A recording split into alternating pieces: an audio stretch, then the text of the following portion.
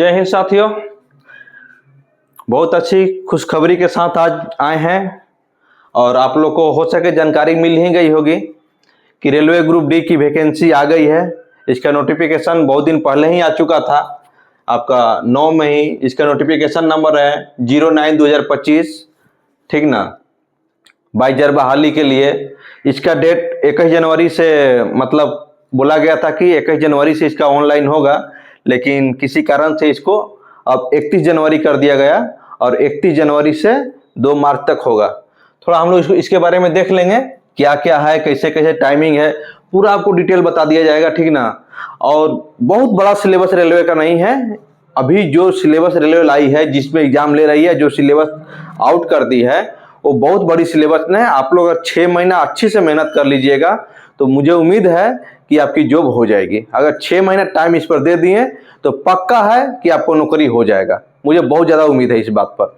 Vacancy भी अच्छी खासी है, 22,000 वैकेंसी कम नहीं होती है, ठीक। और थोड़ा हम लोग देख लें कैसे पढ़ना है। देखिए, आप लोग बहुत चैनल पर जाइएगा जो कभी एक चपरासी का भी एग्जाम नहीं निकाला है और खूब बड़ा बड़ा डिंग हागेगा, उसका सब्सक्राइबर भी रहेगा मिलियन में, ठीक ना, लाखों लाखों में रहेगा। और वो लोग बोलेगा कि हम ये नौकरी छोड़ दिए, हम ये नौकरी छोड़ दिए, हम शेर मार दिए, हम गधा मार दिए हैं, लेकिन वो लोग सब मुर्गियों को नहीं मराया रहता है, समझे। उन लोग के बात पे न जाइएगा। उन लोग पे जितना बच्चा उन लोग पे विश्वास करता है, कोचिंग करता है, ऑनलाइन क्लास करता है, 99% बच्चा बेचारा फेल हो जाता है लास्ट तक और फिर दिल्ली बॉम्बे का रास्ता पकड़ लेता है लोहा फैक्ट्री का। इसलिए आप एक अच्छे टीचर को पकड़िए, जिससे भी अगर मेरा अच्छा लगे तो मेरा चैनल सब्सक्राइब कीजिए और मेरा रोज वीडियो देखिए। मैं कम ही क्वेश्चन बताऊंगा, सटीक बताऊंगा और वैसा क्वेश्चन बताऊंगा। मैं आपको क्वेश्चन बनाने नहीं सिखाऊंगा। एक होता है ना कि लोग दौड़ने सिखा दिया, ठीक ना, तो क्वेश्चन लड़ेगा, बोलता है ना कि मेरा इतना क्वेश्चन लड़ेगा, मेरा इतना क्वेश्चन लड़ा। अगर कोई मास्टर कहे कि मेरा एग्जाम में क्वेश्चन लड़ेगा तो उससे आप क्लास कभी नहीं कीजिए। अच्छा, आपको ये बता दिया जाए, आपको जिस ग्राउंड में दौड़ाया जाता है, आपकी जब बहाली होगी आपको उसी ग्राउंड में दौड़ाया जाएगा। आपको हम दौड़ के लिए इतना ट्रेंड कर देंगे कि आप भारत के या वर्ल्ड के किसी भी कोना में दौड़ा दे, आप दौड़ निकाल लीजिए। ऐसा थोड़ी कि हम जिस ग्राउंड में दौड़े हैं, जहां सिखाया है, हम उसी ग्राउंड से, मेरा ग्राउंड भी टैली करेगा तभी हम दौड़ निकालेंगे। कभी ग्राउंड टैली करता है? आप रोड में दौड़ते हैं, बालू में दौड़ते हैं, गिट्टी पे दौड़ते हैं और वहां गोल ग्राउंड देता है दौड़ने के लिए। तो आप कहिए कि वहां ग्राउंड बदल दिया था, ग्राउंड नहीं लड़ा। आपको ऐसा तैयारी करना है कि क्वेश्चन को क्वेश्चन आए, हमको बनाना है। आपको हम मैथ को सोल्व करने सिखाएंगे, ये नहीं कि हमारा क्वेश्चन लड़ेगा। क्वेश्चन लड़ेगा तब बनेगा, क्वेश्चन नहीं लड़ा तो नहीं बना। ऐसा क्वेश्चन नहीं हम सिखाते हैं। हम जो भी आपको बताएंगे, आपको पूरा क्वेश्चन को डिटेल बता देंगे कैसे क्या होता है, और वो क्वेश्चन उस टाइप का क्वेश्चन आएगा, उससे मिलता जुलता क्वेश्चन आएगा। अब जहां राम पढ़ा दिया गया, रमेश आ गया, तो अपना बनाइएगा। 50 को 2 से काट दिया, 100 को 2 से नहीं काटिएगा। अगर मास्टर कहता है कि मेरा क्वेश्चन लड़ता है एग्जाम में, मेरा ही पढ़िए, ये वो, ये सब पक्का झूठा बात है, ये 100% झूठ है। इस सब पे कभी विश्वास नहीं कीजिएगा, ठीक। आइए हम लोग देखते हैं रेलवे के क्या सिलेबस है इस बार और किस तरह से क्या क्या डाटा दिया है रेलवे। देखिए, इस बार आरआरबी एग्जाम ले रही है, आरआरबी और आरआरसी। रेलवे 2 टाइप से एग्जाम लेता है, एक आरआरबी लेता है, एक आरआरसी लेता है। इस बार आरआरबी ले रही है, RRB railway requirement board group D का एग्जाम ले रही है 2026 में जो है। इसका 22,000 बहाली है।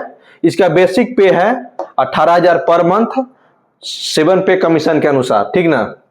18,000 है। ये आपको 30,000 से नीचे आप कहीं भी रहिएगा भारत में, किसी भी शहर में, तो 30,000 से कम नहीं मिलेगा। 30,000 के आसपास आपको सैलरी मिलेगा। और बढ़िया शहर में अगर जाते हैं, जैसे कि चेन्नई हो गया, कलकत्ता हो गया, बढ़िया वर्कशॉप मिल गया, इंसेंटिव वगैरह लेके, तो आपको 35+ ही मिलेगा, ठीक। तो ये 30 से कम नहीं मिलेगा। ये 7 पे कमीशन के अनुसार। अभी तो 8 पे आ गया है। आप लोग जब तक ज्वाइन कीजिएगा तब तक कितना बढ़ेगा अभी तो कंफर्म नहीं किया गया है। ये है, इसका नोटिफिकेशन नंबर है 09/2025, लेवल 1। ग्रुप डी को लेवल 1 कहा जाता है, ठीक ना। पहले ग्रुप डी था, अब उसको लेवल 1 नाम दे दिया गया है। इसका ऑनलाइन का डेट दे दिया आपका 31 जनवरी 2026 से 2 मार्च 2026 तक होगा।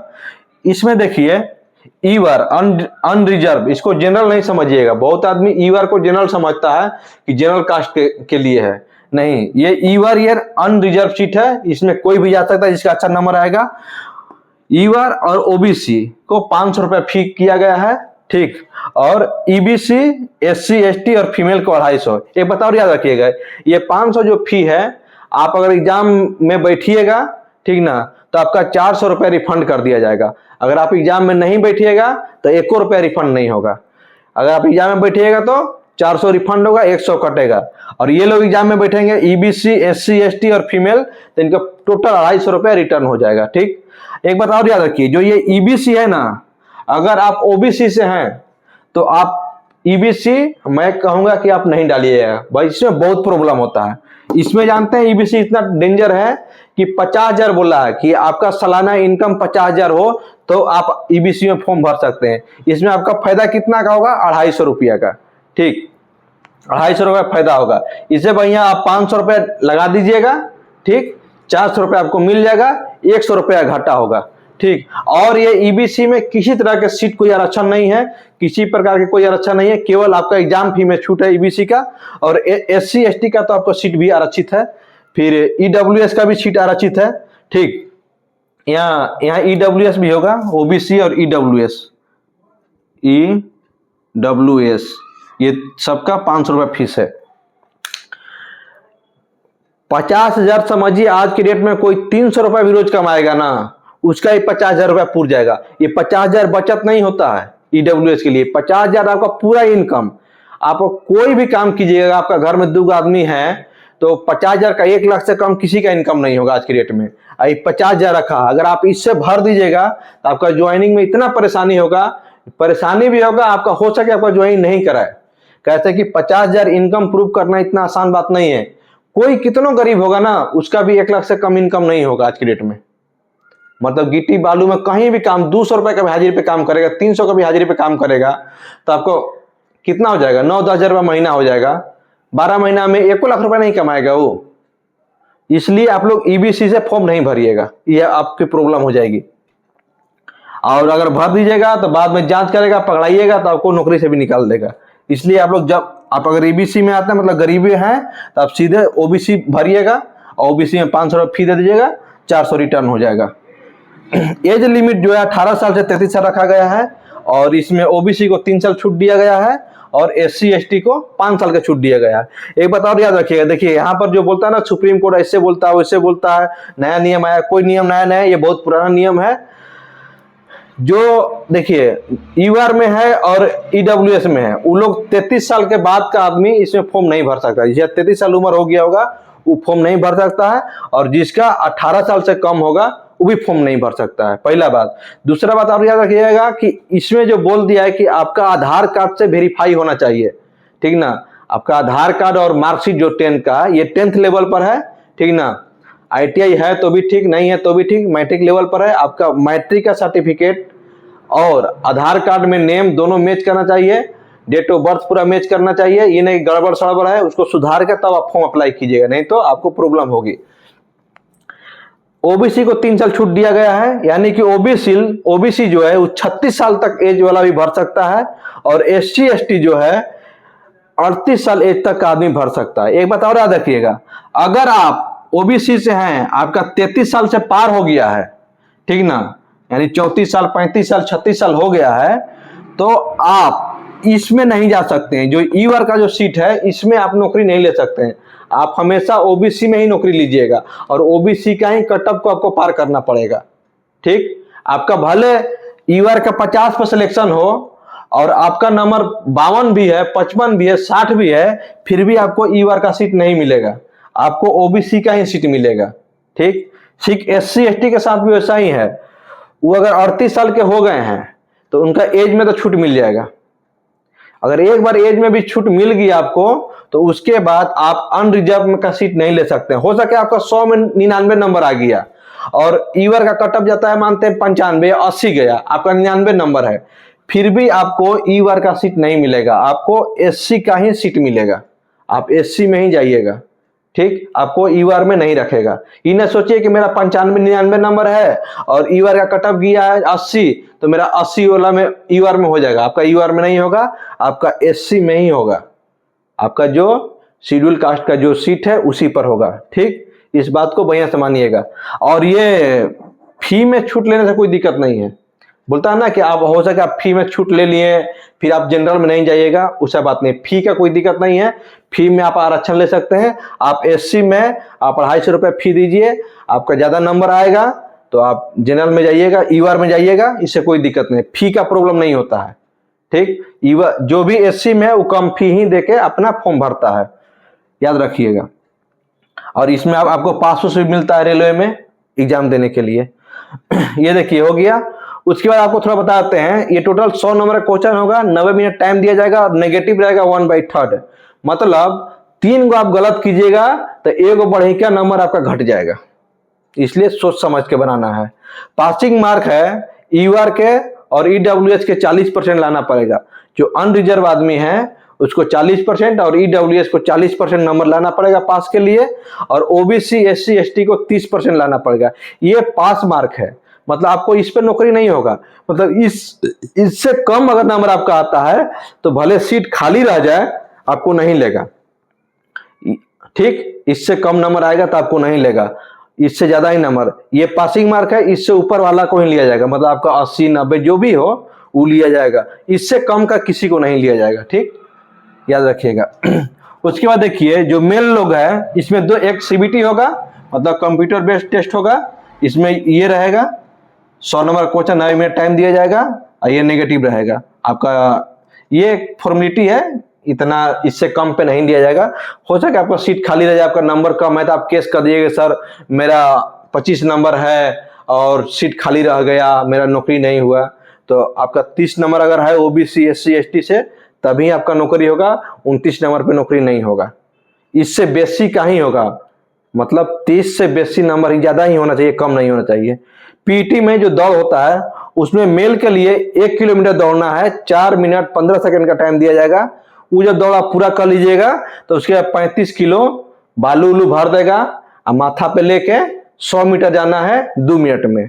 महिला लोग के लिए 1 किलोमीटर की दूरी 5 मिनट 40 सेकंड में तय करना है। जब ये पूरा हो जाएगा तो 20 किलो का बोरा उठा के फिर टाइम मिलता है, उसमें कुछ देर के बाद किया जाता है। 100 मीटर की दूरी 2 मिनट में तय करना पड़ता है। ये हो गया आपका।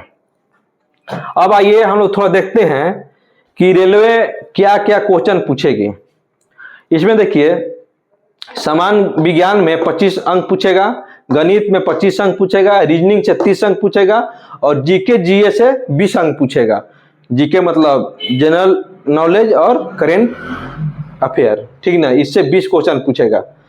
इसमें देखिए क्या क्या रहेगा, विज्ञान रहेगा, प्रौद्योगिकी रहेगा, खेलकूद रहेगा, संस्कृति जो होता है ना, हर झारखंड का क्या है, कर्नाटका का क्या है, खेल कूद ये सब, गीत उत ये सब पूछेगा। अर्थशास्त्र पूछेगा, आपका इकोनॉमी से क्वेश्चन पूछेगा, राजनीतिक से पूछेगा, जीके में ये सब आता है, राजनीतिक, अर्थशास्त्र और अन्य महत्वपूर्ण चीज जैसे कि नदी उदी झील उल है ना, और मुद्रा उद्रा ये सब मिला के इसमें पूछेगा।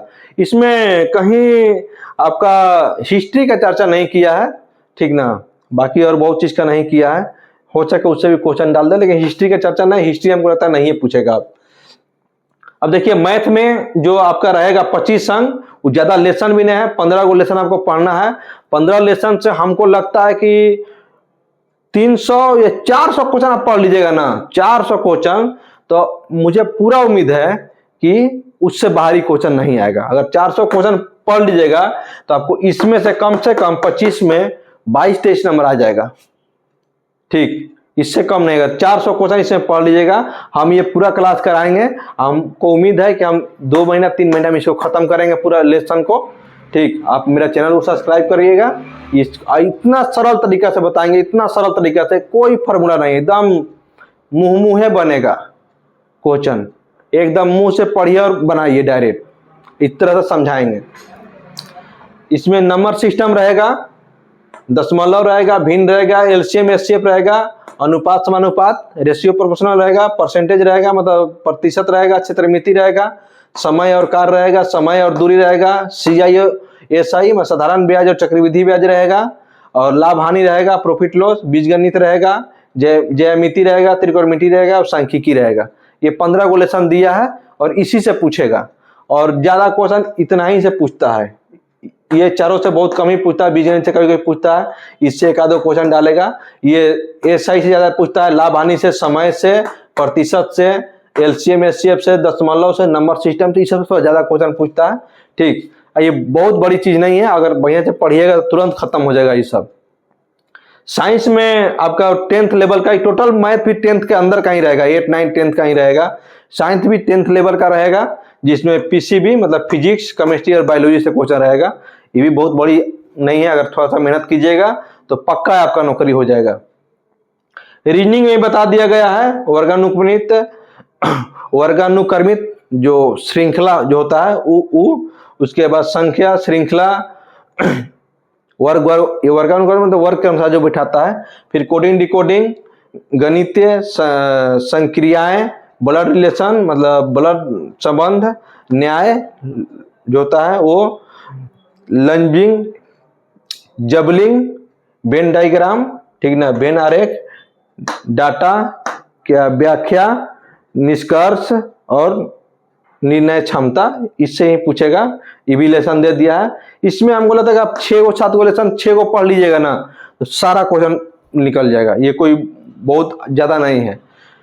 हमको लगता है ये दोनों में से आप अगर 600-700 क्वेश्चन पढ़ लीजिएगा, 600-700 क्वेश्चन बहुत बड़ी चीज नहीं है, 600-700 क्वेश्चन आप 2 दिन में रिवीजन भी कर लीजिएगा। 600-700 क्वेश्चन पढ़ लेने के बाद उससे बाहर बिल्कुल नहीं आएगा, एकदम आराम से एग्जाम निकल जाएगा। ये 100 नंबर का एग्जाम है, अगर इसमें से आपको 70 से 80 के बीच नंबर आ जाता है तो एकदम नौकरी मिलना कोई बहुत बड़ी बात नहीं है। और कोई वीडियो हम बता देंगे आपको कौन कौन सा पोस्ट सेलेक्ट करना चाहिए, जैसे कि CNW ये सब हुआ, थोड़ा अच्छा सा पोस्ट है वो सब सिलेक्ट कीजिएगा, अच्छा रहेगा।